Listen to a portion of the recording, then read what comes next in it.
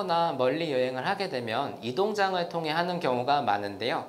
캔넷 훈련이라고도 하죠. 이동장에 친숙해지는 훈련을 평상시 하는 것이 좋습니다. 이동장을 사용하지 않다가 갑자기 이동장을 사용한다면 굉장히 낯설어하고 짖는 경우가 많습니다.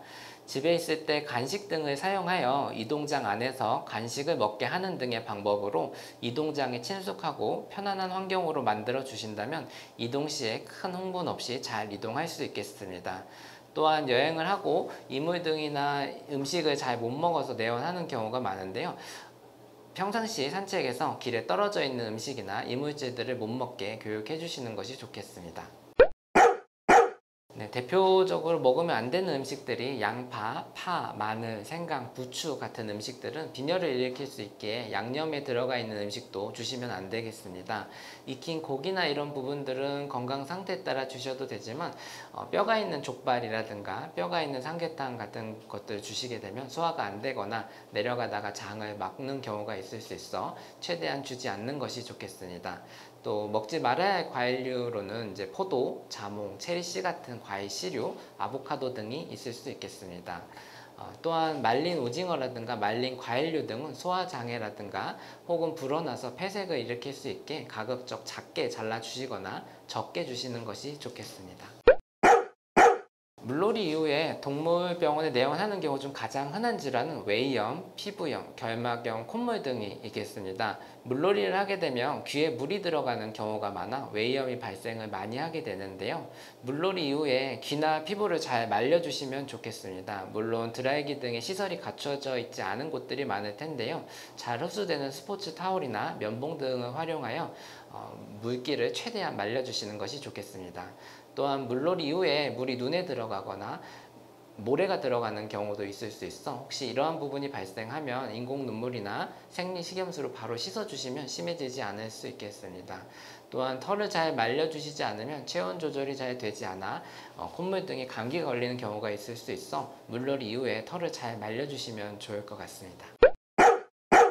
먼저 먹지 말아야 할 이물질이나 음식물 등을 먹었다면 반드시 한두 시간 내에 구토 처치를 받으시는 것이 좋겠습니다. 가까운 곳에 동물병원이 있다면 내원하시는 것이 가장 좋고 정말 동물병원이 너무 멀거나 이동이 불가능할 경우에는 정말 응급하게 사용할 수 있는 방법은 소금물이나 과산화수소를 사용하는 방법이 있을 수 있습니다.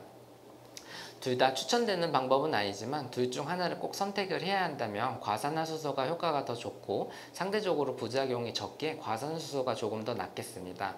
과산화수소의 경우 3% 과산화수소를 체중 kg당 2ml 정도로 사용하게 되며 보통 두세 배 정도 희석하여 사용하게 됩니다. 먹고 나서는 5분에서 10분, 30분 이내에 구토가 일어나게 됩니다. 소금물 같은 경우는 발작이라든가 고나트륨 혈증 같은 생명에 위험한 부작용들이 있어 웬만하면 사용하지 않는 것이 좋겠습니다. 또 낙상의 경우는 병원 이동이 어렵다면 최대한 움직이지 않고 안정을 취해 주시는 것이 좋겠는데요. 가볍게 다리를 저는 경우라면 골절 등의 가능성이 낮지만 소리를 지를 정도로 굉장히 큰 통증을 느낀다면 골절 등의 가능성이 있기에 빠른 시일 내에 동물병원으로 이동하여 검사를 받는 것이 좋겠습니다.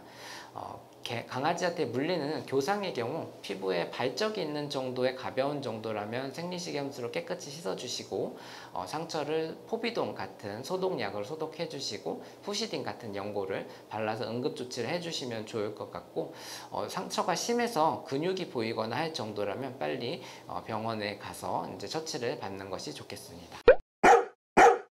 여행을 다녀온 후에 사람처럼 몸살이 나기도 하는데요. 간혹 캠핑 후에 다리에 쥐가 난다라는 증상으로 병원에 내원해 주시는 경우가 종종 있는데요. 캠핑 가서 열심히 이제 뛰어놀고 근육통이 오는 경우가 있을 수 있습니다. 이런 경우 충분한 휴식을 취하는 것이 좋으며 하루 이틀 휴식에도 불구하고 지속적으로 무기력이라든가 식욕부진을 보인다면 동물병원에 내원하여 상태를 체크해 보는 것이 좋을 것 같습니다. 해외여행 시 꼭 필수적인 부분은 마이크로칩입니다. 마이크로칩은 외장이 있고 내장이 있는데 내장 마이크로칩으로 해주셔야 돼서 외장으로 가지고 계시다면 내장으로 변경해 주시는 것이 좋겠습니다. 또한 각 나라별 필요 서류들이 다 다르기 때문에 농림축산검역본부 홈페이지에 가시면 해당 국가의 필요 서류가 안내해져 있어 해당 사항을 확인하는 것이 좋겠습니다. 다수의 국가에서 공통적으로 요구하는 부분은 광견병 접종인데요. 광견병 백신을 맞고 한 달 후부터 유효하기에 출국 한 달 전에는 광견병 예방하는 것이 좋으며 백신 유효기간이 1년에서 2년으로 유효기간 내에 여행을 해야겠습니다. 또한 일부 국가에서는 광견병 항체가 검사를 요구하는 경우가 있는데요. 이러한 경우 광견병 백신을 맞고 한 달 후에 체열을 해서 항체가 있는지 항체가 검사를 하게 됩니다. 특히 일본, 호주와 같은 경우 항체가 검사를 요구하며 요구 조건이 굉장히 까다롭기 때문에 2, 3개월 전부터 이러한 서류를 미리 준비하는 것이 좋겠습니다. 해외여행 시에는 검역증명서를 받아야 출국을 할 수 있는데요. 발급받기 위해서는 동물병원에서 발행한 예방접종 확인서와 건강검진 증명서가 필요합니다. 검역증명서는 공항이나 지역의 검역본부에서 발급받을 수 있는데요. 당일 공항에서 발급받는 경우에는 서류가 미비하거나 잘못된 경우에는 출국이 힘들 수 있기에 출국 전에 미리 검역증명서를 준비하는 방법이 좋겠습니다. 검역증명서의 경우 10일까지 유효하며 출국 10일 전에 미리 받아놓는 방법이 있겠습니다. 해외여행을 계획하고 계시다면 넉넉하게 2, 3개월 전에 가까운 동물병원이나 검역본부를 통해 해당 국가의 필요 조건을 다시 한번 확인해보고 준비해보시면 좋겠습니다. 오늘은 반려동물 동반 여행에 관한 건강관리에 대해 알아보았습니다. 반려동물의 건강은 우리에게 매우 소중한 가족이기 때문에 여행 중에도 항상 신경 써야 합니다. 건강한 식사, 충분한 휴식, 규칙적인 운동, 그리고 필요한 예방접종 등을 통해 우리 반려동물의 건강을 지켜주어야 합니다. 여행을 즐기면서도 건강을 유지할 수 있는 방법들을 알아두었으니 앞으로도 항상 반려동물과 함께 건강하고 행복한 여행을 즐기시길 바랍니다. 감사합니다.